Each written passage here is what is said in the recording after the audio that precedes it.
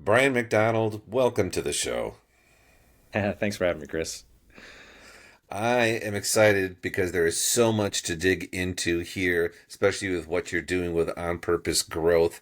And I want to get a little bit of background of what led up to you starting that company. Yeah, so it wasn't planned, right?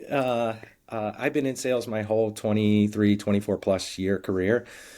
And, my business partner, Jeff, and my other business partner, Gavin, would sit in a room together. We were doing Jeff actually sold a focused B2B networking group where it was about 12 to 15 people, all non-competing, and we met for half a day a month, and we would talk about referrals, we would talk about each other's businesses, we would help each other.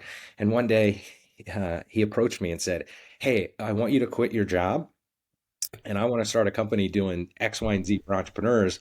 And I've seen you in a room where I'm going to do the strategy, the consulting. I need you to be the coach." And I'm like, "What?" Right? Like, Oh my goodness. and then, I believe, everything happens for a reason. There were a couple of things that happened in my life. Uh, One was the business I was working for. A bunch of weird things were happening where it was kind of like, I don't know if I'm going to be here for staying here for the long haul. Probably isn't a good strategy. One major reason is it's like, oh, the business owner is going to sell the business at some point, Uh, right? So, and second was I had a guy in my network around the same time reach out to me and say, "Hey, his name's Eric," said, "Hey, I'm leaving the banking world. I hate it, and I want to go into financial services. I love markets and things like that, and I want you to teach me everything that you know." I'm like, "What?" He goes, "I want you to coach me." So I uh, uh, I actually would meet with him every Monday in the office building he worked in. We would eat lunch together, and he would pay me $50. And in 6 months, he was top three in every metric that his company met, and he was on his way to make a $500,000 bucks. oh And I was like, wow. whoa. And I mean, right. That wasn't what I did with him was a correlation, not causation, right? Like it helped him, right? He had to do all the work. And finally around that time, my business partner, Jeff, kept bugging me like, "Hey, come on, come on, come on." And I finally said, "Screw it. I'm making the jump," right? Because at the time too, I think my wife was pregnant with our first kid, or we just had her. Uh, and it's like, hey, you come home to your wife and go, "Hey, I got this fabulous idea. I'm gonna go quit my job that's paying me great. And I'm gonna go start a business, and I'm not sure how much money I'm gonna make, but I want to do it." Right? Like, that's not an easy conversation. That Oh for any man. sane married man, it's not a sane conversation, right? Oh. After that, I talked to my wife. She goes, "Screw it, just do it." And here we are, almost 10 years later. So yeah, okay, that's good. I was wondering how that progression happened. And so you are so within that company there are three main players, Yep. three partners, and you are the coach. Yeah, that's just my personality style, right? It's what we learn the principle of staying in our own lanes, where I help clients with strategy and things like that. I understand all the strategy stuff that Jeff does, and I help people implement it. It's just we pull each other in when it's most relevant based on what's happening. So, like for consulting businesses, when we're doing consulting stuff, um, I'll go in and I'll work with Jeff and the CEOs and things like that, but I'll just be kind of, number two in the background. Jeff will be running it. And then when we take all the strategy, process, and things and we implement it into sales teams, I take the lead and Jeff comes in on second, right? We're involved in the whole thing. It's just who's leading the charge Um, changes. got it. So now on the website for On Purpose Growth, it says movement that matters. What very specifically is that movement that you're focusing on?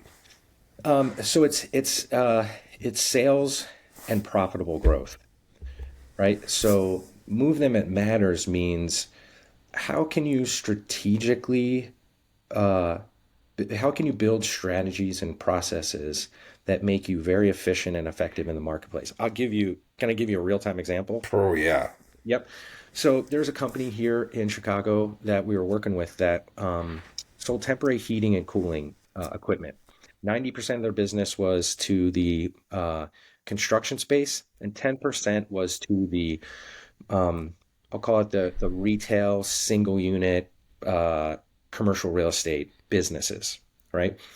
And when we went to, they were like, "Hey, we've been stuck at $10 million, and we can't get over this, right? We're not sure why." So we go with them to their with their clients, and we interview their top 7 clients with them, and we say to them, "So here's the value we think we bring. We're reliable. We're on time. We're price conscious. I forget what the other one was, but kind of around reliable." And he said, "What do you guys think of that?" And to the T, they all go, I mean, that's okay, right? We knew because the company was running by second generation daughter. They said we knew dad when he had a dream in a truck, uh, and we're just loyal to him. And when price comes up, he always fixes it. And we're like, okay, great. We cannot duplicate that, right? It's not duplicatable. So we asked them, so why is it that you're reliable? Like the value that why is it that you can do the value that you bring? They said, well, we got this internal process that basically anytime a piece of equipment is ordered, before it gets on the truck, we test to make it that it works. Then we drive it to the job site, and before we take it off that truck, we test that it works. And they know that 1 to 2% of the time the machine is defective, right? And then they switch the machines out and they get it there fast. Where their competition are just drop it off, and many of the times it doesn't work, right? Because you're taking it from job site to job site. They're not taking care of it. It's sitting out in the rain, whatever, right? I said, okay, so your clients don't really care about this, right? So who else in the marketplace does this matter?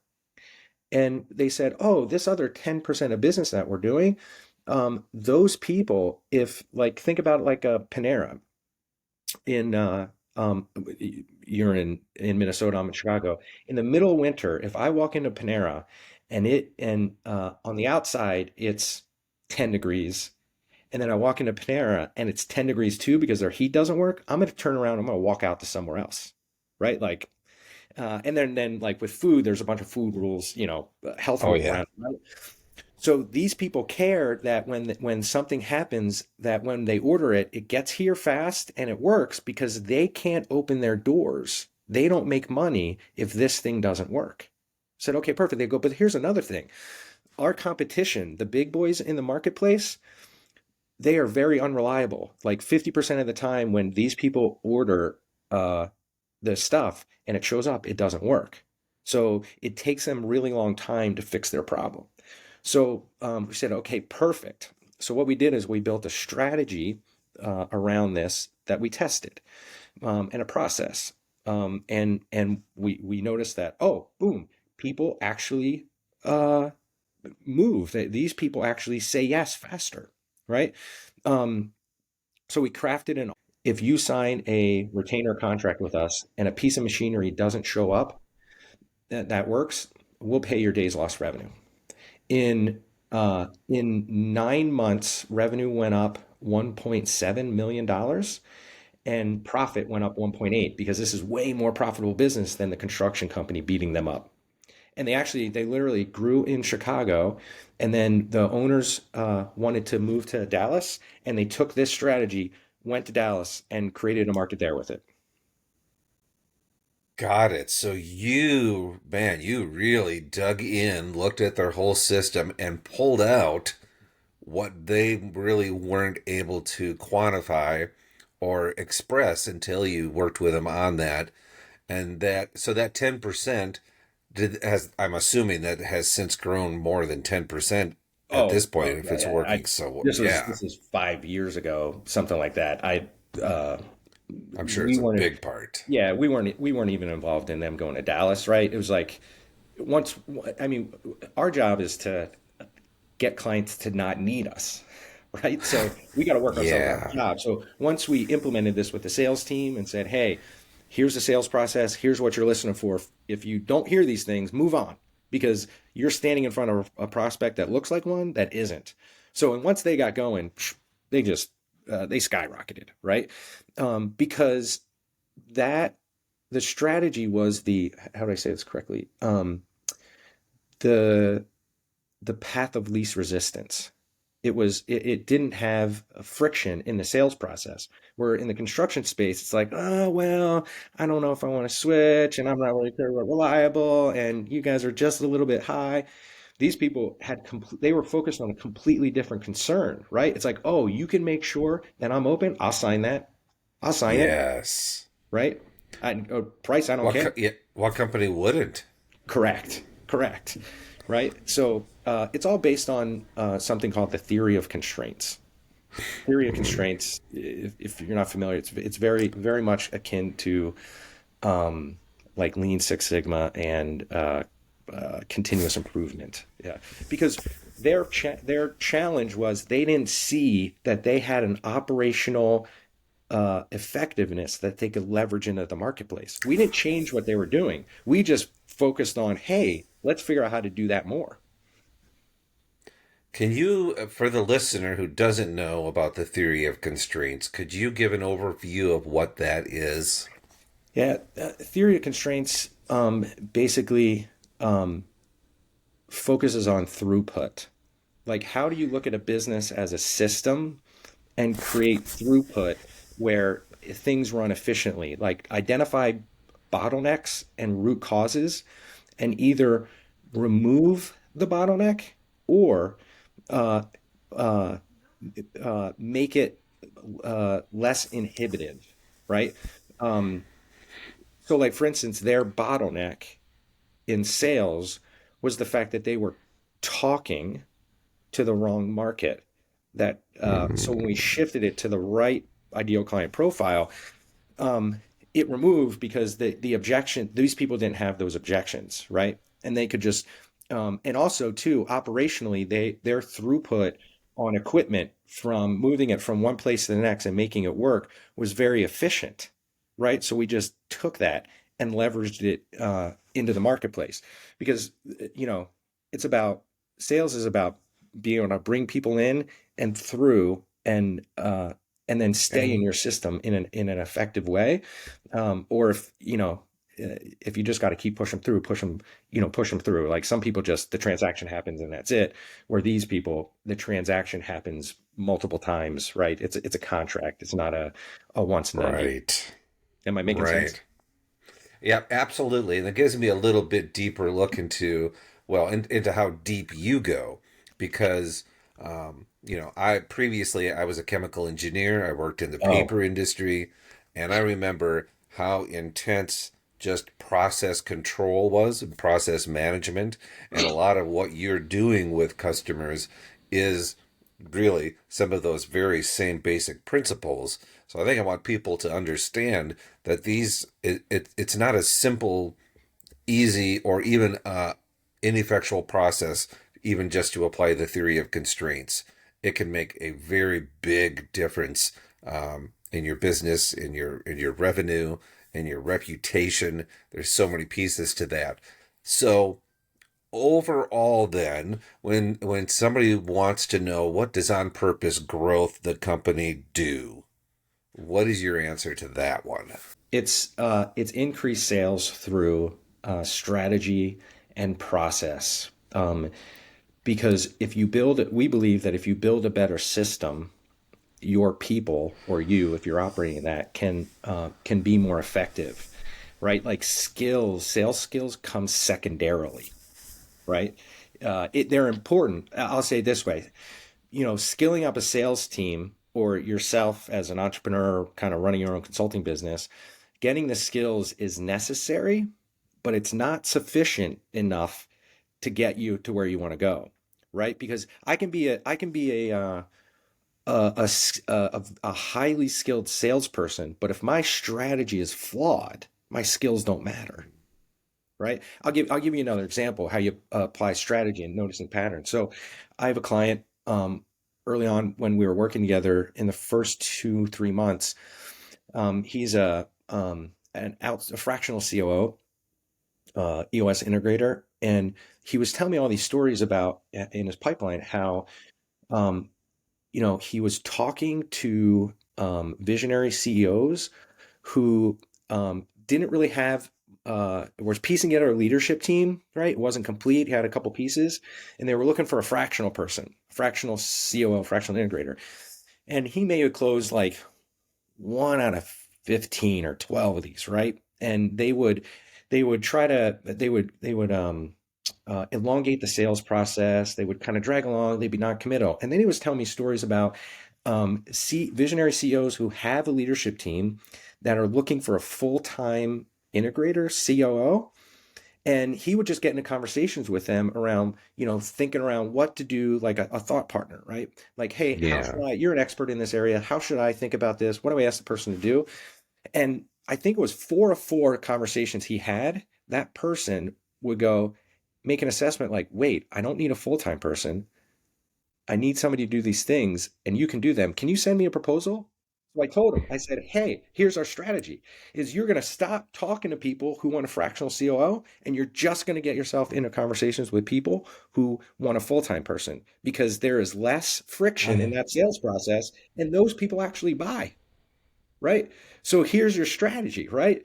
So on the fractional people, it doesn't how skilled you are in sales, that buyer, that profile doesn't move as fast as the others. So just focus on the others.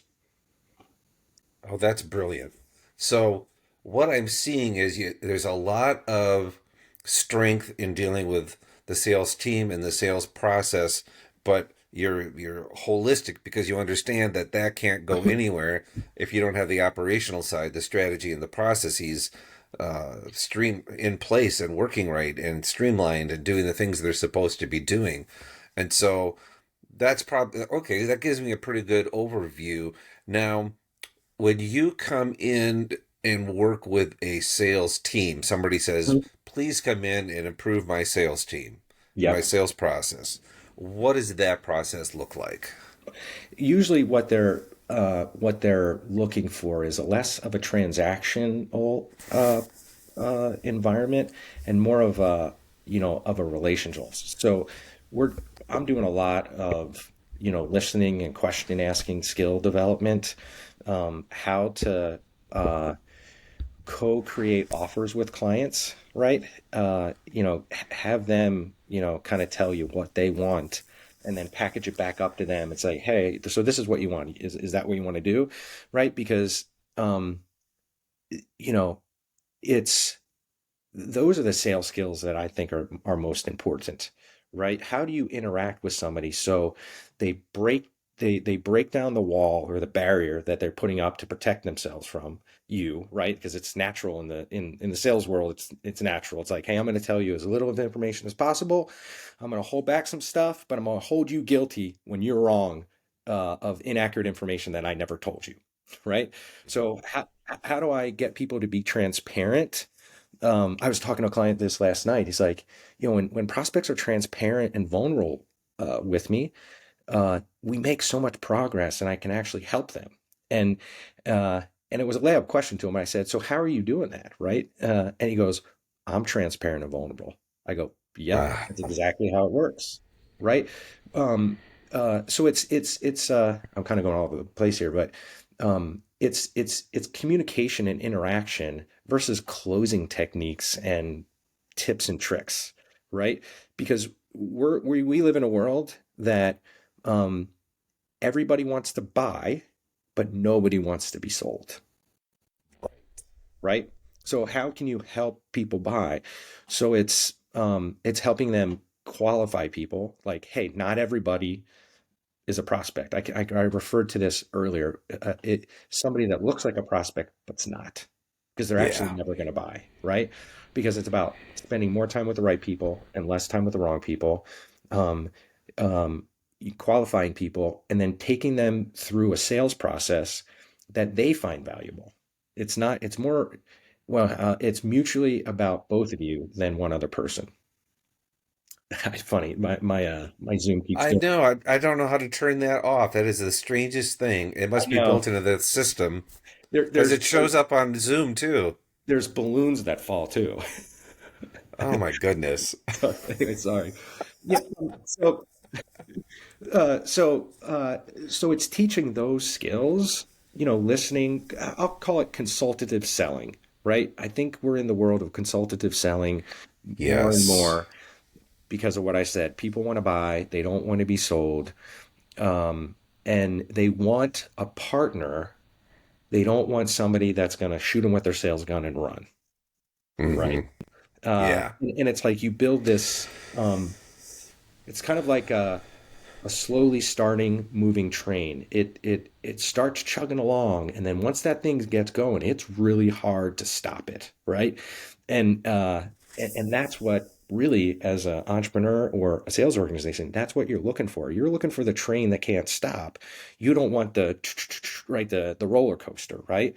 And when people approach it this way, my experience is, they get that success. They get the um, I call it the path of least resistance in their sales organization.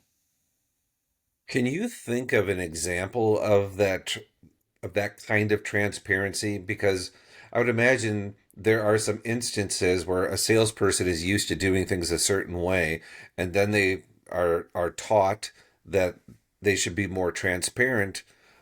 I'm thinking of an example that would be like, oh my goodness, I can't be that transparent. I can't say that. Yeah. So, and I'll preface this with this. When you learn this and you apply it, you understand how powerful it is. It's it's super powerful, right? A good example of transparency. One simple way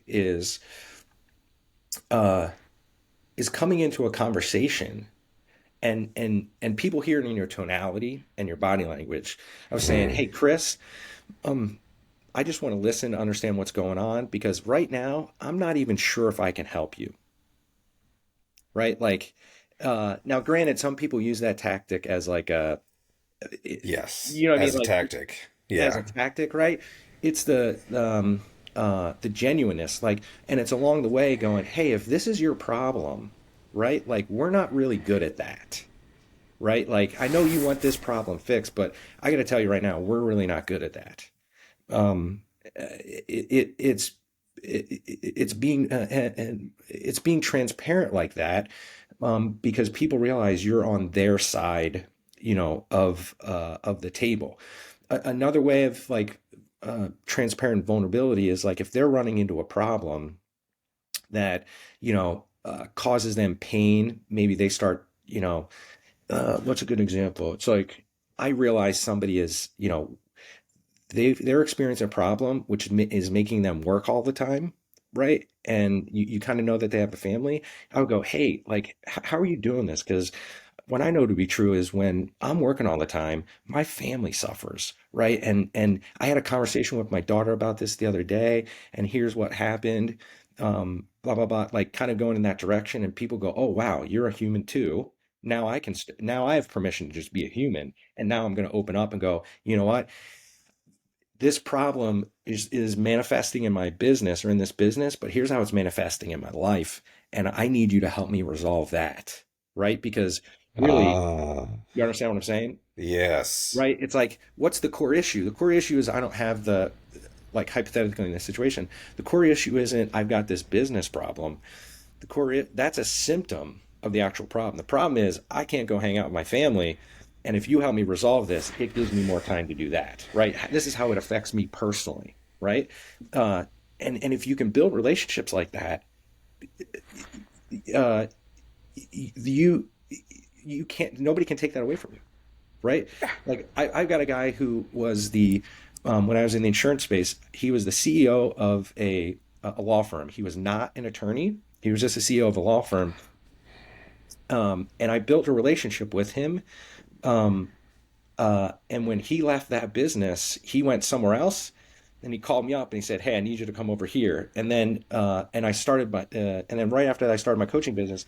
He takes off to Knoxville, becomes the president of a company, and a year into that calls me up and goes, "Hey, our guys need help. I need you to come down here. You can help these people." Right? He's calling me, bringing business to me because he knows he can trust me, and I'm not just gonna, just sell him something. Like, I'm gonna actually take care of what he needs. Yeah. Right? And I can call him on a if I call him, he returns my phone call. Right? It, I can text him on a Saturday if needed. Right? To solve a problem. Right? I have full access to the guy, as does he, right? And we're sitting on the same side of the table. He'll tell me things about the CEO of the company, like, "Hey, when you go into this, here's what you need to listen for, and here's what you need to watch for, because we need you to come in here. So I need you to go handle this conversation." Ah, okay. That's a very deep level of transparency. Totally.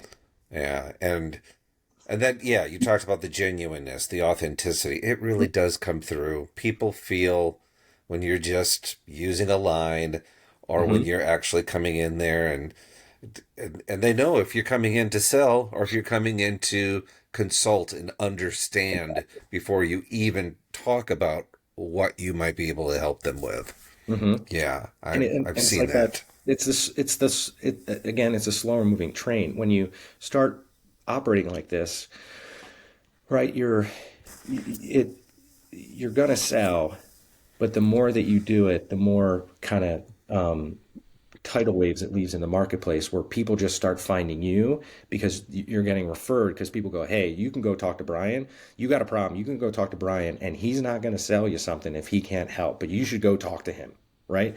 Uh, and it's just like Yeah. tidal waves of referrals and business because um, everybody believes that you're a thought partner, a consult, not just a salesperson. They actually don't view you that way. Yeah. Yeah, it shifts the relationship completely. Totally. So when you go in and you've been hired to come in and help a company, I would imagine that you're very, from the depth of what you do, very data driven, and you really take a look at things. So when you come in and start looking at things, what are those pieces that people of information that people provide you with? What are you asking for when you first go in? What we're looking at is, um, what's your conversion rate, and why do you think your conversion rate is what it is, uh, and how are you implementing your strategy? Like, what are you doing to implement your strategy? What are the tactics? Um, and and then uh, in regards to client retention, what's attrition like?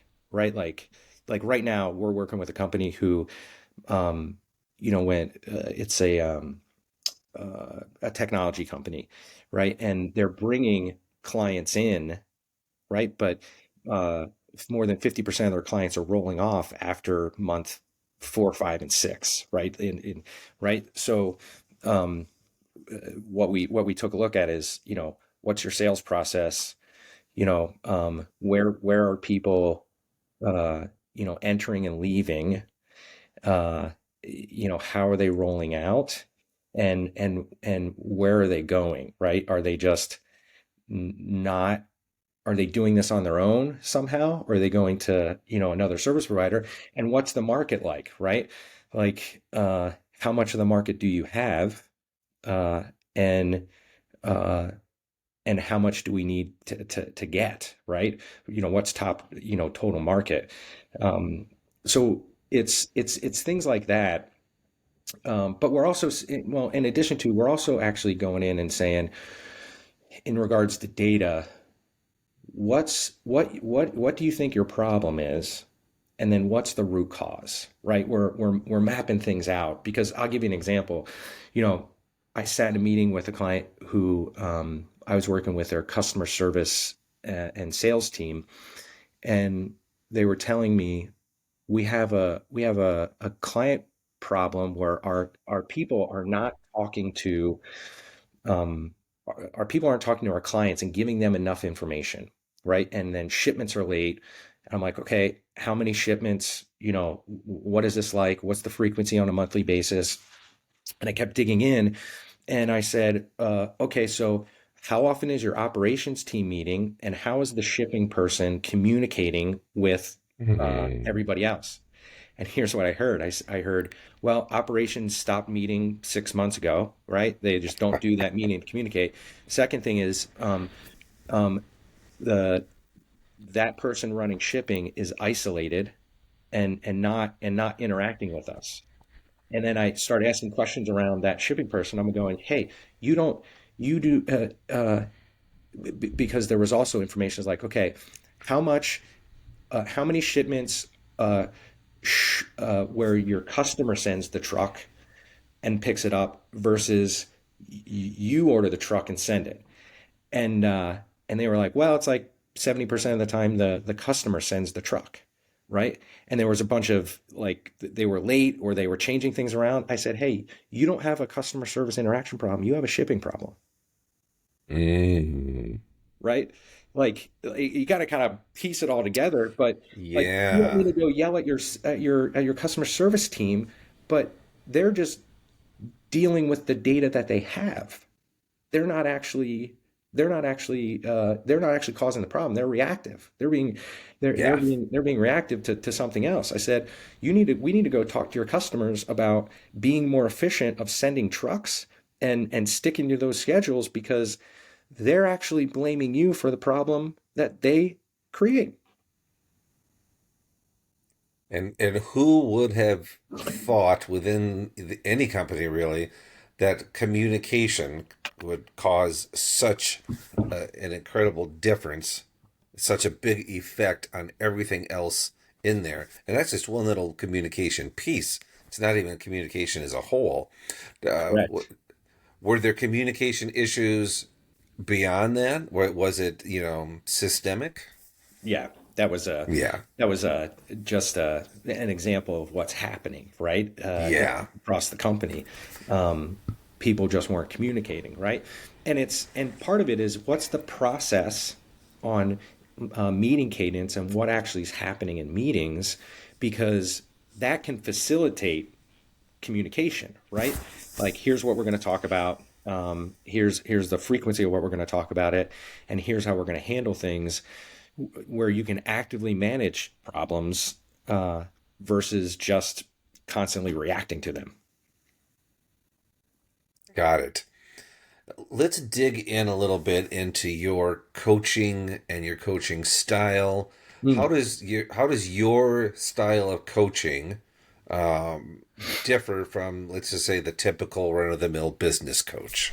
So clients tell me that the difference is they learn ways to be more of themselves and authentic, which then sells more for them, right? Because they realize that even though I'm selling this service, people buy me first, right? This is why the soft skills of listening and question asking and all these things are so valuable, right? People want to do it.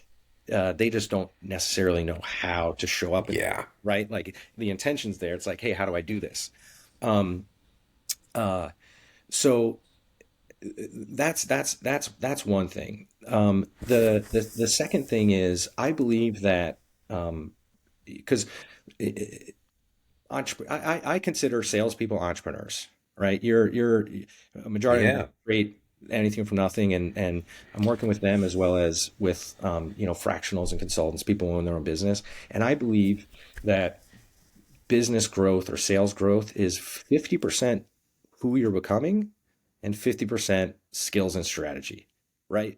The person you're talking to right now isn't the same person that started on purpose growth like 10 years ago. Not the same person, right? yeah, And as you totally. grow, and as you grow, your business grows, right? It can't, the version of you today produces certain results. And if you want better results or different results, you have to have a different version of yourself. So, and I had somebody, a lady who's an outsourced packaging engineer.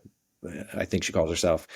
And we've been talking about working together. And, she's actually in Minnesota, to be honest. And she said to me, Brian, a year ago when I started this business, I didn't realize I was signing up for a personal growth journey. I was like, "Yep, you got it, right?"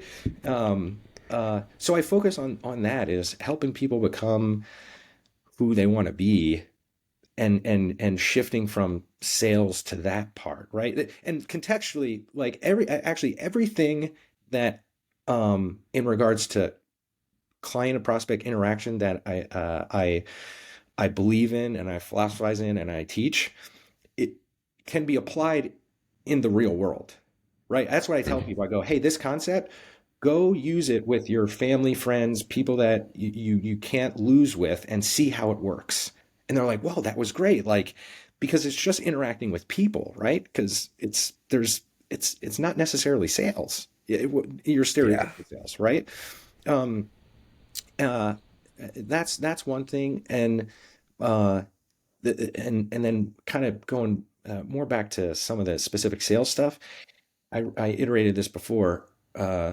It's we work on strategy and ideal client profile first before anything else because the core of success is getting really clear on who your ideal client profile is. And I mean really clear. Like you need to learn how to think and talk like them. Um, and then that helps drive your strategy. It tells you where to go, who to interact with, how to find them. So a lot of the stuff, is easier, right? Where I'm not jumping in just, helping people create more leads. We slow down to speed up, uh, Mm. because I'm more interested in long-term growth than short-term success. So it's a very consultative approach. Totally. Yeah. So, what are some of the challenges that you face when you are working with a client? Um, yeah, as much as I can help them create quick results, it's the everybody is very anxious to win now, right? Mm. And don't get me wrong, like I want to win now too. Um, and I kind of just said this. I'm more interested in long-term success than short-term success, right? So it's helping people um, slow down to speed up and understand that we're going to create the path of least resistance. This just may be challenging, right? Because the problem that they show up with is like, hey, I just want to create more leads. Help me create more leads. I'm like, well, if we continue to do what you're doing now, we're going to scale what doesn't work. Ah. You're going to get a bunch of yeah, it's like the story I told about the fractional person, right?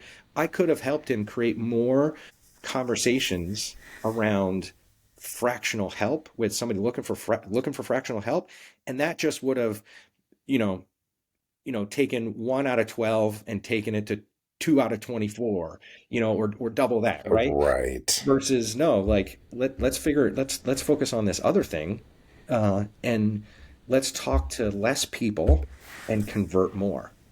Um, so that's a challenge. Is that's a challenge that most people show up with, and really now I'm thinking about this, it all comes from it's an iteration of who their ideal client profile is, and how what they do on a daily basis um, is attached to that, right? Because your habits are attached to that, right? Like and helping them form the right habits and the ones that are effective is something that happens as well, right? Because we all want to create different results, but the habits that we have now produce the current Hmm. results that we have.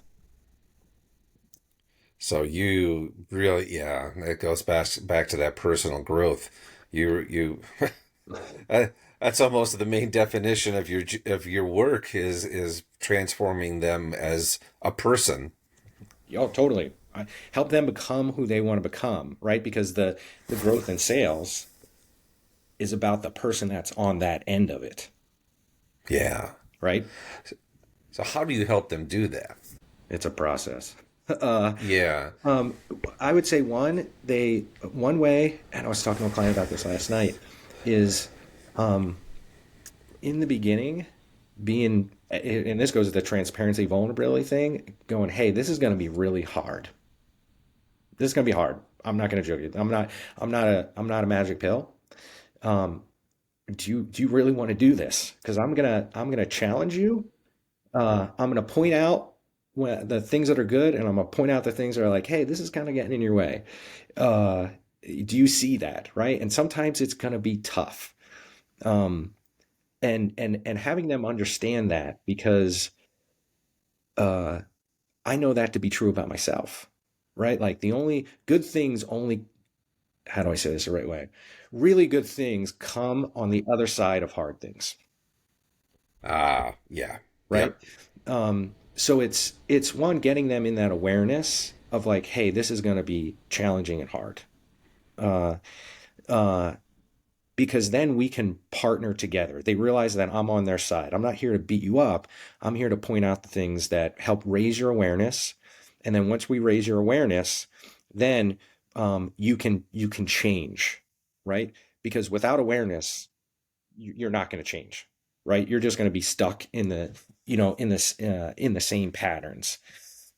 I would say that's probably you know the biggest thing, and one way that I'll say test that, and it's not testing, right? Um, One way that I try to vet out an ideal client is I'll ask them some, I'll say tough questions in the sales process, and if they're responsive, meaning they go, oh yeah, that's a great question. Like, oh, it's because of this and this and this. Like, that's why I kind of do that. I realize that, oh, this person wants to work on the hard stuff, right? Like, They're coachable. correct, right? Um, and it's coachable in certain things, right? Where I'll ask them things outside of sales. Like, for instance, I'll be specific. It's like they're worried about reaching out to somebody, right? Like, I'm like, okay, so what's the story that you tell yourself around that, right? And then like, oh, here's a story. Okay, so what's that all about, right? And we're going to get into something personal. We're not going to get into something sales, right? Because there's a story that they're overlaying over their activity that drives it, right? It's because people live in narratives, right? Oh, yes. People live in narratives, right? So I'm trying to help them notice the narrative, or AKA, what's the story you're telling yourself? And then how do we rewrite that story? Can something else be true, right? What else is possible, right? Uh, and and a lot of times it just goes into them working on something on themselves that not just makes an improvement in their business, it makes an improvement in their life. Do you ever assign books for them to read? Oh, totally. And it all depends on, the kind of what's showing up, right? Uh, there's books that can touch people that are just kind of dipping their toe into it, and there's books that can, just go right to the heart of things. So, what are some of those books other than Peak Performance Mindset Tools for Sales? Yeah, uh, touche. Uh, um, uh, there's the obstacle is the way. I forget the Oh, name of yes, the author. Ryan Holiday. Yeah, an obstacle is the way. There's also another one. I was looking at it. Uh, it's the art. Oh gosh, what is it called? I'm having a brain fart. The book is basically about um, the fact that you know persistence and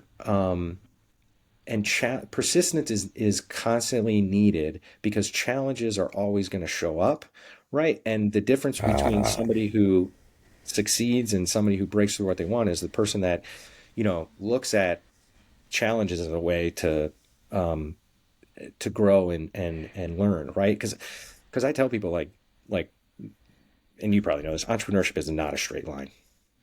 If you think this is going to be easy, right? It's not. Another one is "You're a Badass" by um, gosh, I'm at brain fart this morning. It's a woman who just talks about her journey on starting a coaching business and how she went from like zero to a million once she decided that she's just going to change things, right? I think it's like you're badass and you don't know it. She wrote a couple books, then something. I'm That's That's all one. right. I'm looking at Jen Sincero. Yes, I've Sincero. heard of her. Yep. Another one is in sales. Is Patrick Lencioni has a book called "This Is Not Personal Growth per se." It's called "Getting Naked," Yes. which was a Yeah. great business fable on how to just be a human in sales, right? Like, uh, uh, that if somebody doesn't want to go deep, that's one of the ones I offer up because then they'll start building a story around like, oh, okay, here's how I have to, here's how I have to, right, which is way more effective, Totally. right? And then you can kind of dive into a lot deeper stuff, right? Um, so you know, those are a couple of books. Sometimes it depends on the person how deep they want to get. Um, it's kind of whatever shows up in the moment for me. Yeah, yeah, yeah, that makes sense. It depends on who you're dealing with and what they are dealing with, and yeah, yeah. So, so and we're getting into the wrapping it up phase, and I Yeah. like to leave with the words of wisdom. Yeah, I would imagine you've learned a lot of valuable lessons and seen some things that people should be applying to their business and their life. What are some of those words of wisdom that you'd like to leave people with? Uh, one we kind of shared and is, hey, this isn't going to be easy, right? Yeah. Like it's not, right? If this was a cakewalk, everybody would do it. Um, this is about who you're becoming as much as growing your sales, the number of sales you're bringing in, or the revenue of your business. Another thing is mindset trumps technique 100% of the time. Meaning, uh, Mm, kind of relating to what I just said, it's not the technique that you're doing; it's who is doing it, like the who you yeah. are that is doing it, right? Uh, that is the difference, right? You don't have to be, a lot of times people are like, okay, what do I say here? How do I say this? I said, okay, I'm going to give you the words in the beginning, but what we have to do is you have to internalize this and we need to get it coming out the way you say it, right? Because I'll give you the words, but you have to develop the mindset and then you're going to say this in your own personality. And it happens every single time, right? It's just, they're like, okay, perfect. Because then they learn the intent or the core of the philosophy versus repeating things, right? Because if you're repeating things, you're going to seem very, inauthentic. Um, and you know, I would say in sales, learn how to communicate and interact with people. Like lose all the strange closing tactics and Ah, yes. um, because uh, people pick it up. Yes, Yeah. and yes, they will work sometimes when you're in front of a buyer that just has to buy and they'll put up with it. But most people aren't going to. Not in my Yeah. experience. Not in my experience. And today more than ever, I have seen that it has been a huge shift in the whole buying and selling process. Totally, right? And then lastly would be, you know, um, strategy and process matter more than skills. If you want to make fast progress, focus on those things. And when I say skills, I say your stereotypical sales skills, not the communication part, right? Um, you know, uh, I've just seen way too many clients and people win big when they focused on the best strategy for them uh, and created a process around it that they could just repeat over and over and over again, where they win with ease, right? Less effort, more success, right? Because growing a business or running the score up in sales is more about giving you back freedom of time than it is just making money. Perfect. Yeah. That's a good wrap up of a lot of what you spoke about, because a lot of what you spoke about in this interview really are examples Hmm. of these words. So A lot of consistency there. So, is your website onpurposegrowth.com the best place for people to go to learn more? Yeah, you can go there. I hang out on LinkedIn a lot. All my socials end in McDonald Bryan, last name, first name, Bryan with a Y. Somebody took the Bryan McDonald, so I just flipped it. Of course. And then also I have my own personal website, go figure, mcdonaldbryan.com. Awesome. And I'll make sure all of those are in the show Awesome. notes and people can click and find them. Thank Cool. you so much for coming on today. This Thank was a you. fantastic interview. I knew it would just be chock full of value. So Perfect. Thanks for inviting me on. This was fun. you bet.